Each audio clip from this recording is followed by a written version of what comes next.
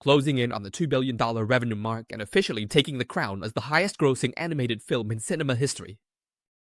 The second installment of Neza, titled Neza, the Devil Child of the Sea, proves that its previous success was no coincidence and continues to remind Hollywood of the immense scale of the billion-people nation.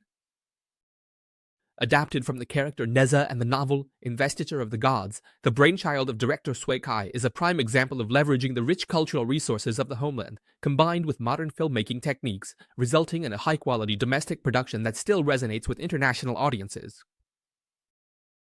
Having been fortunate enough to watch the second part of Neza, today, VFilm would like to share some thoughts on the film so we can discuss how Sui Kai anticipates audience tastes and creates a formula that could very well shape the future direction of China's animation industry.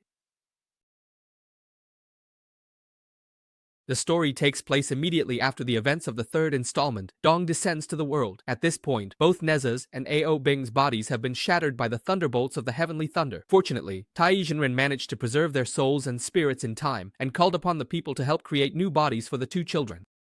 However, while Ao Bing was in the process of regenerating his body, Shen Gongbao and the Dragon King sent their troops to attack Chintang Pass, believing that their son had died.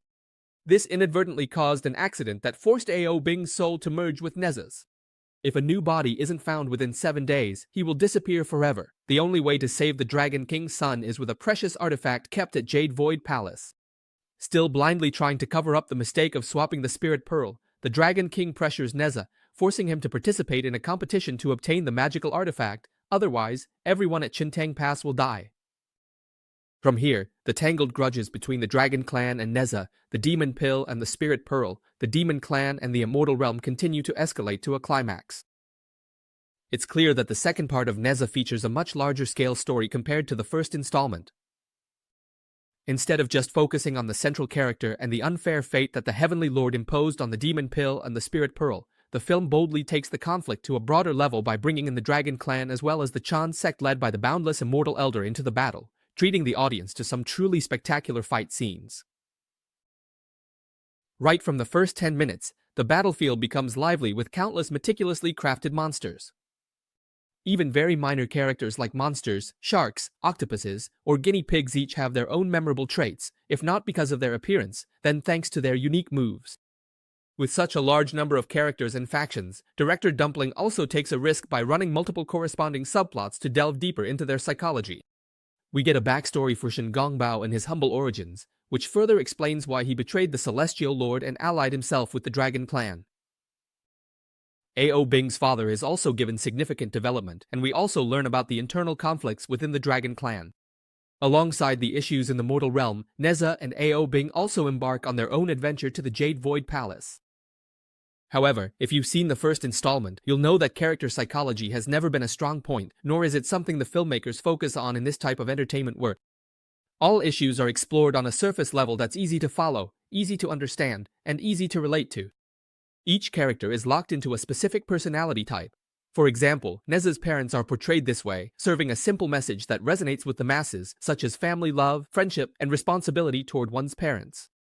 These lessons are especially relatable to Asian audiences and, to be fair, some scenes even manage to convey genuine emotion.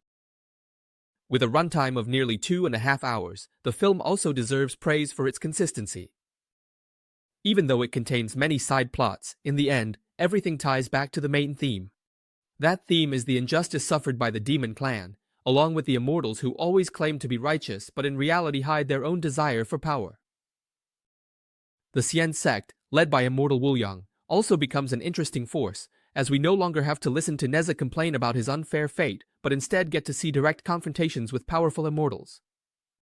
Both Shen Gongbao, Immortal Wuliang, and the 4 Dragon Kings all fit in perfectly and each has a legitimate reason to take part in the final battle.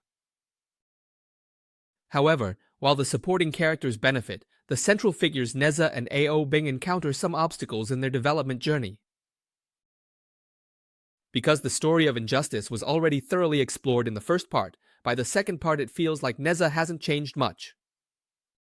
He has reconciled with his parents and the people of Chintang Pass, but their interactions are quite limited, almost to the point of being omitted. Most of the time, Neza is wandering around Jade Void Palace, searching for the magical artifact to revive Ao Bing, and the family issues are only brought back in the third act to tug at the audience's heartstrings. Even the flashback scenes are almost identical to the ending of the first part. To some extent, they still work, but it's clear that this is a tough problem when we see Neza trapped in a monotonous pattern. The conflict always starts with something bad happening to someone Neza loves, which causes him to lose control, unleash his immense power, and realize what truly matters. If you feel that's enough, maybe director Jiaozi has already achieved what he wanted. But looking at the bigger picture, there's a good chance that Neza will have a third installment that expands the universe of the Investiture of the God series. So, it's probably not too much to expect more from the highest-grossing animated film of all time, right? In the same boat as Neza, Ao Bing is also a rather one-dimensional character. The idea of his soul having to reside inside his friend's body is a good way for the two characters to understand each other better, and to some extent, they did achieve that harmony in the final act when they joined forces to fight the villain. But perhaps because Ao Bing himself doesn't change much, it feels like their friendship still stops at the end of the first part. There are even moments when the two open up to each other that feel rather underwhelming compared to the shuttlecock scene on the beach in the first movie. It was a scene that really impressed me because, without a single line of dialogue, it still showed us the blossoming friendship between Neza and Ao Bing. That said, we also have to admit that harshly dissecting a work whose ultimate goal is entertainment isn't really a fair way to look at it.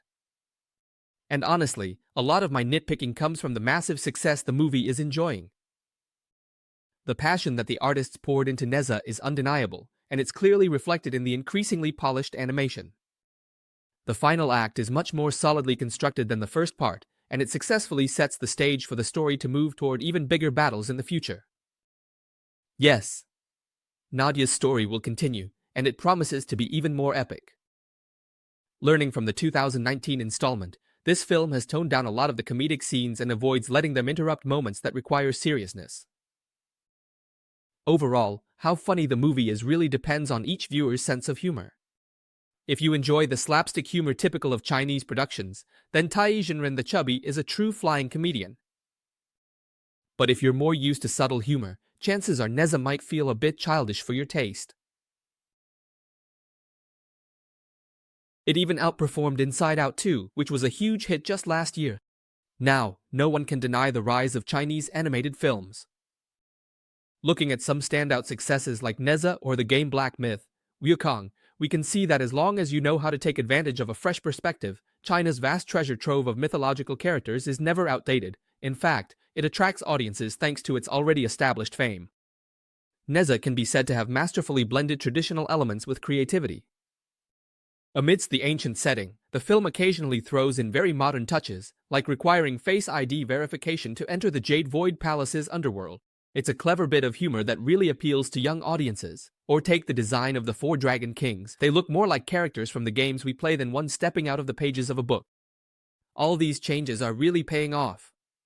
And in the future, there's no reason why this billion-dollar formula shouldn't keep being used. Nadia is also a very relatable example for Vietnamese films to compare themselves to, since we also have a treasure trove of stories that are just as fascinating. In conclusion, Nadia, the Devil Child of the Sea, can be seen as a similar but more spectacular version of the first installment. Although the shortcomings in character psychology are still there, this was never really the film's main focus. But if you're simply looking for an entertaining film, the battle between the Demon King and powerful forces will satisfy even the most demanding viewers. It's still unclear whether the movie will make it to Vietnamese theaters, but if it ever gets an official release in the future, don't miss out on this blockbuster. That's the end of the video. Hello and enjoy the movie.